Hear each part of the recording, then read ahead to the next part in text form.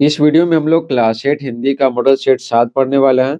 Model set 1 से लेकर 6 तक के वीडियो पहले ही बना चुके हैं। अगर आप नहीं देखे हैं तो कमेंट बॉक्स में लिंक दिया हुआ है, वहां से जाके आप देख सकते हैं। तो पहला सवाल है, दिए गए विकल्पों में सही उत्तर चुनकर सही का निशान लगाइए।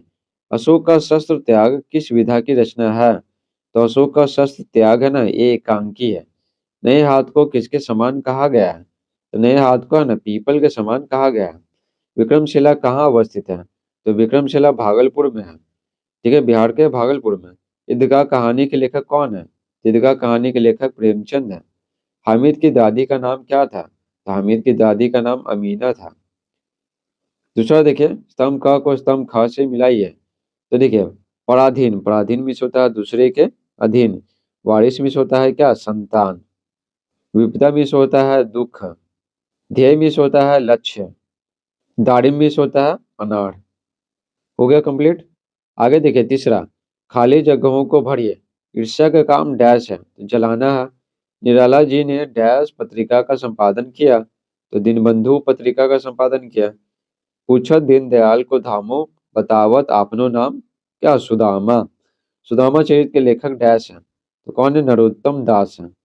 नर की अरूप नल नीर की डैश एकै करी जोए। तो क्या हो जाएगा, क्या भराएगा यहाँ पे? गति भराएगा। ठीक है, गति। चौथा सवाल देखिए, निम्नलिखित प्रश्नों के उत्तर एक या दो वाक्यों में दीजिए। कह, कैसा वातावरण वातावरण मिलने पर बुलबुल पक्षी गाने लगती है?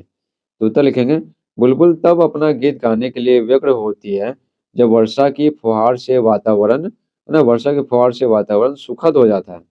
ठीक है, अर्थात पेड़ पौधे नए कोमल पत्तों तथा फल फूलों से लद जाते हैं। यहीं तक लिखेंगे, यहाँ से लेकर यहाँ तक।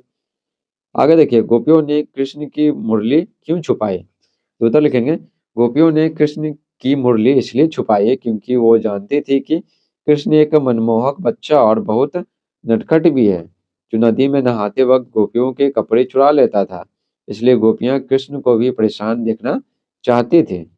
आगे देखिए पांचवा सवाल, निम्नलिखित प्रश्नों में से किसी एक का उत्तर 100 शब्दों में दीजिए। ठीक है, यहाँ पर अथवा लिखा हुआ, यानी कि ये और ये दोनों में से कोई एक जवाब देना है। एक ठेस कहानी के आधार पर सिरचन का चरित्र चित्रण कीजिए। तो उत्तर लिखेंगे, सिरचन लेखक के गांव का एक प्रसिद्ध कलाकार है। उसे शीतल पाटी, चिक, सतरंगे, मोढ़े, जाले और छतरी टोपी आदि बनाने में महारत हासिल है। इन सुंदर चीजों को बनाने में वह मोती घास, बांस की महीन तिलियां, सतरंगे डोर, मूंज का रस्सी और तार के सूखे पत्तों का व्यवहार में है ना, सूखे पत्तों को व्यवहार में लाता है। सिरचन कलाकार है और उससे मजदूरी नहीं होती नहीं, वह एक स्वाभिमानी कलाकार है। ठीक है, आगे देखिए, खेमा कहानी के माध्यम से लेखक ने समाज को क्या संदेश दिया है? अपने शब्दों में लिखिए। तो लिखेंगे, खेमा कहानी के माध्यम से लेखक ने समाज को यह संदेश दिया है कि बाल मजदूरी की तरह समाज में अन्य कुप्रथाएं हैं, जैसे बाल विवाह, तलाक, बेटा बेटी में भेदभाव, जाति प्रथा आदि।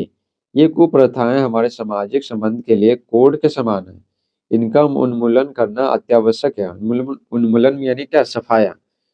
इससे समाज में विषमता बढ़ती है। ठीक है, तथा सामाजिक शक्ति का ह्रास होता है। इस प्रकार से मॉडल सेट 7 समाप्त होता है। मॉडल सेट 8 का वीडियो देखने के लिए कमेंट बॉक्स में लिंक दिया हुआ है, वहां से जाके आप देख सकते हैं। Thanks for watching.